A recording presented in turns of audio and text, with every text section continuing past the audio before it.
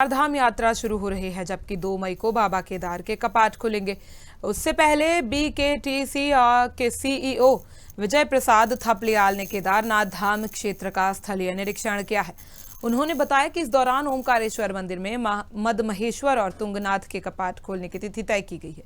21 मई को मदमहेश्वर धाम के कपाट खुलेंगे, जबकि 2 मई को तुंगनाथ धाम के कपाट खोलने की तिथि निश्चित हुई है।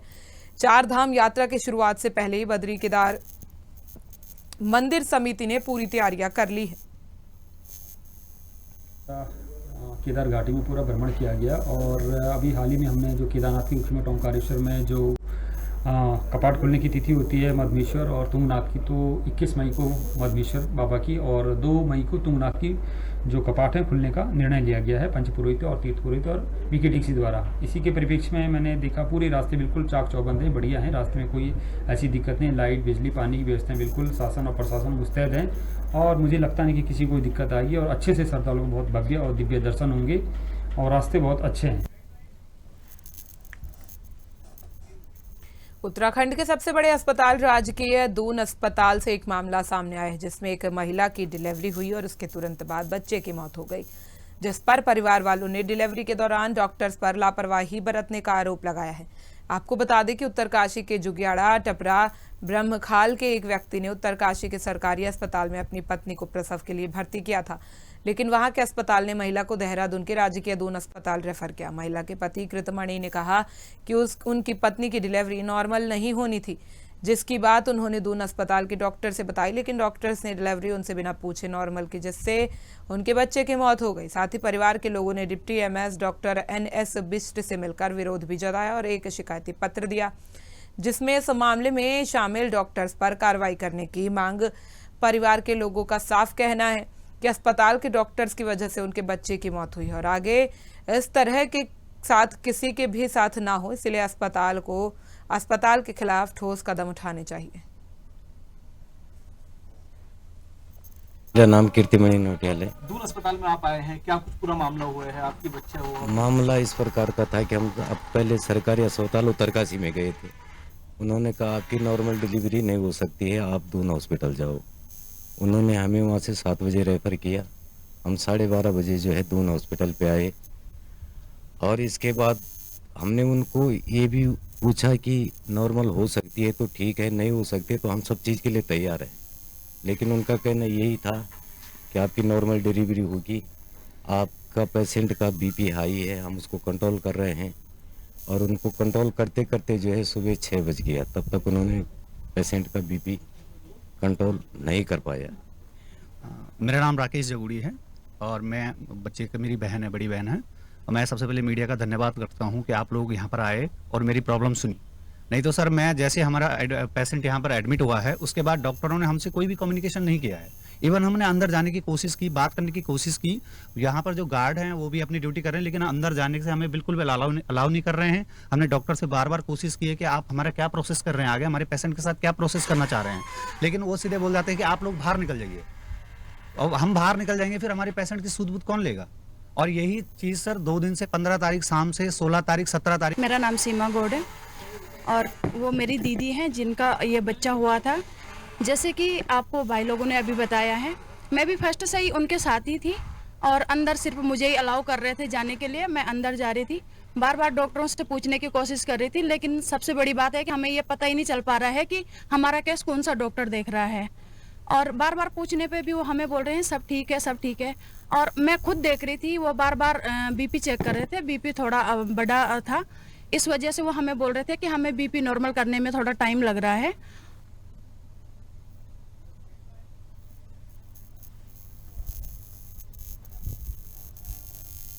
कैबिनेट मंत्री गणेश जोशी ने प्रेस वार्ता में बताया कि उत्तराखंड स्टेट मिलेट्स पॉलिसी को 2 चरणों में लागू किया जाएगा।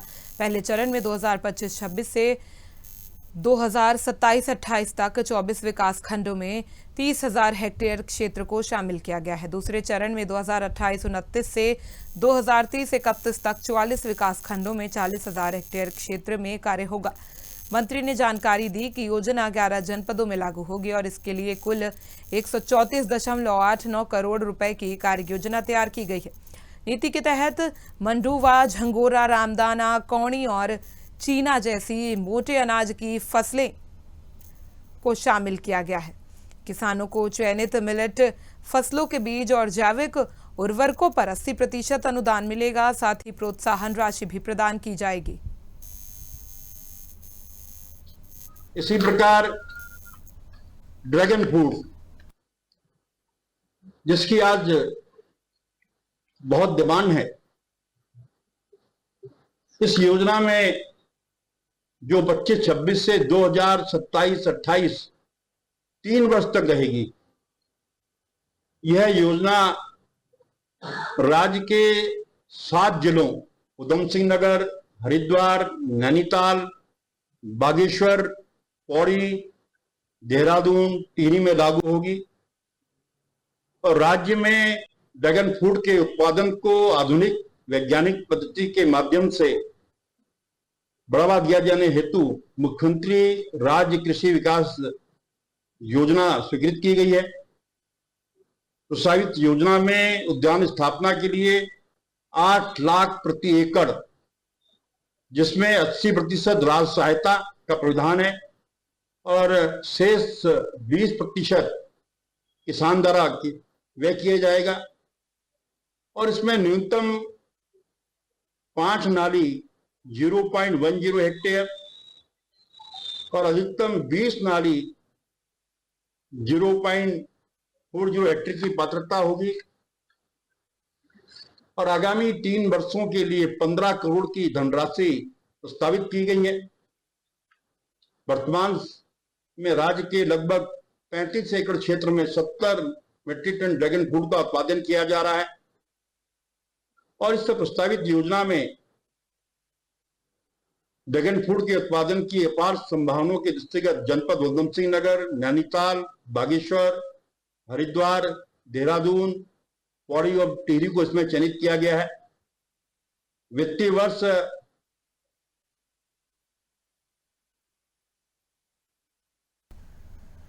ऋषिकेश के निकट तपोवन स्थित नीम बीच पर गंगा में बहने के दौरान 2 सगी बहनों सहित 3 पर्यटकों ने मौत को मात दी है। 2 राफ्टिंग गाइड और 3 जल पुलिस के जवानों के सहयोग से मौत 3 पर्यटकों को छूकर वापस लौटी है। बता दें कि डालनवाला देहरादून से 2 सगी बहनें अपने एक रिश्तेदार के साथ घूमने के लिए तपोवन पहुंची। गर्मी होने की वजह से दोनों बहनें और रिश्तेदार नीम बीच पर गंगा में नहाने के लिए चले गए। गहराई का अंदाजा नहीं होने की वजह से तीनों पर्यटकों ने गंगा में उतरते ही अपना शारीरिक संतुलन खो दिया और गंगा की अंदरूनी बहाव की चपेट में आकर बहने लगे। आसपास के लोगों ने पर्यटकों को बचाने के लिए चीखना चिल्लाना शुरू किया। इस दौरान 2 राफ्टिंग गाइडों ने अपनी जान की परवाह किए बगैर पर्यटकों को बचाने का प्रयास शुरू किया, गंगा में छलांग लगा दी। 3 जल पुलिस के जवान भी नजारा देख गंगा में कूद पड़े। कड़ी मशक्कत के बाद राफ्टिंग गाइडों और पुलिस के जवानों ने तीनों पर्यटकों को गंगा से सकुशल बाहर निकाल लिया। जान बचाने पर तीनों पर्यटकों ने राफ्टिंग गाइड और पुलिस के जवानों को देवदूत की संज्ञा दी और उनका आभार व्यक्त किया। बता दें कि नीम बीच पर गंगा में डूबने और बहने वाले पर्यटकों की जान बचना बहुत मुश्किल होता है।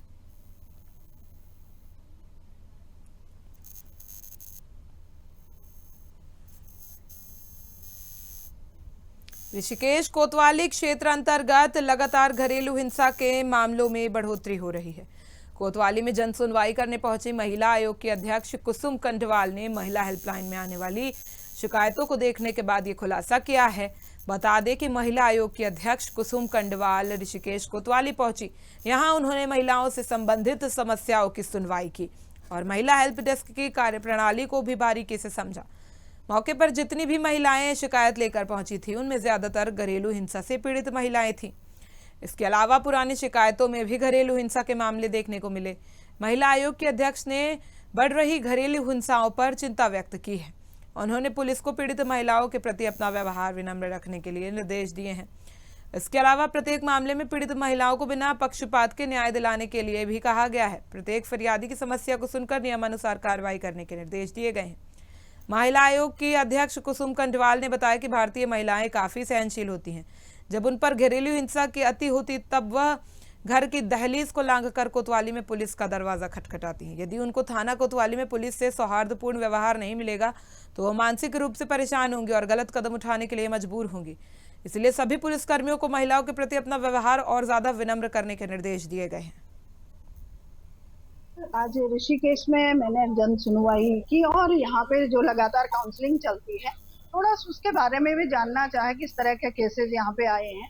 तो ज्यादातर घरेलू हिंसा के केस में देख रही हूँ महिलाओं को लेके, और कैसे ये समाधान करते हैं और किस तरह का पुलिस का व्यवहार होना चाहिए काउंसलिंग में महिलाओं के साथ। ये सब चीजें अभी मैंने इनसे डिस्कस की, किस तरह से आप महिलाओं के साथ व्यवहार करते हो। और महिलाओं को अच्छे से सुनना चाहिए, क्योंकि महिलाएं पहले ही प्रताड़ित होती हैं और वो सहसा पहले घर से नहीं निकलती हैं। जब अति उनके साथ होता है तभी वो पुलिस थाने तक पहुंचती हैं, और पुलिस थाने में पहुंचने के बाद क्या होता है, वो ड्रेस से भी डर जाती हैं, तो आधी बात वो अपनी रख नहीं पाती हैं। इसलिए पुलिस का भी व्यवहार सौहार्दपूर्ण होना चाहिए महिलाओं के साथ। बाकी सही क्या है गलत है वो जांच का विषय हो जाता है, वो जांच में बाद में पता चल जाएगा कौन कहाँ कितना गलत है, कौन कहाँ कितना। लेकिन महिलाओं को न्याय मिले और महिलाओं की एप्लीकेशन प्राथमिकता से ली जाए, यही मेरा कहना है।